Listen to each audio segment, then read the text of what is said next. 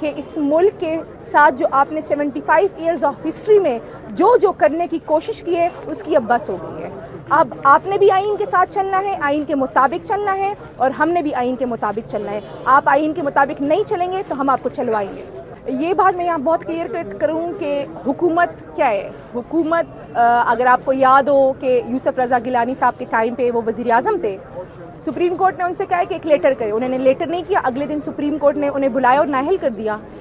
یہ جو عمارت ہے یہ اس ملک کی سپریم انسٹیٹیوٹ ہے, اس کا فیصلہ ہر ایک پہ لاگو ہے.